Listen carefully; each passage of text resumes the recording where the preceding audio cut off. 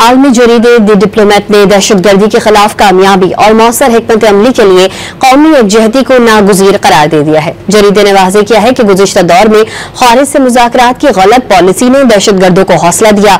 इंसदादी दहशतगर्दी ऑपरेशन में कामयाबी का इन्हिसार तमाम इख्तलाफात से बालातर होकर कौमी इत्तेहाद में मुज़म्मिर है। आलमी जरीदे ने खैबर पख्तूनख्वा हुकूमत की वफात से मुख्तलिफ पॉलिसी को दहशतगर्दी के खात्मे में बड़ा चैलेंज करार दे दिया है। द डिप्लोमेट के मुताबिक अफवाज पाकिस्तान ने ऑपरेशन ज़रबे अज़ब और रद्दुल फसाद जैसे कामयाब फौजी ऑपरेशन किए। गुज़िश्ता दौरे हुकूमत ने फितना अल खारिज से मुज़ाकरात और वापसी की गलत पॉलिसी ने दहशतगर्दों को हौसला दिया। पाकिस्तान की इंसदादी दहशतगर्दी के खिलाफ कोशिशें सियासी अख्तलाफात से मुतासिर हो रही हैं। खैबर पख्तूनख्वा हुकूमत वफाकी पॉलिसी से हटकर अलग रास्ता इख्तियार किए हुए है। वफाक और खैबर पख्तूनख्वा हुकूमत की मुतजाद हिकमत अमली ने सूरत हाल को मजीद पेचीदा बना दिया है। खैबर पख्तूनख्वा हुकूमत अब भी मुज़ाकरात और महदूद कार्रवाइयों पर जोर दे रही है।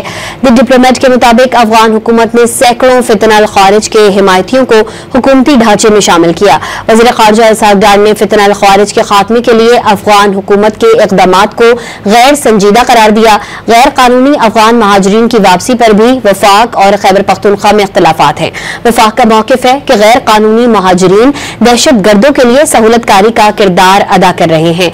दहशतगर्द बदअमनी और सियासी इख्तलाफात से ही फायदा उठाते हैं। वफाक की हिदायत को नजरअंदाज करना खैबर पख्तूनख्वा को शिद्दत पसंद लहर से नहीं बचा सकता।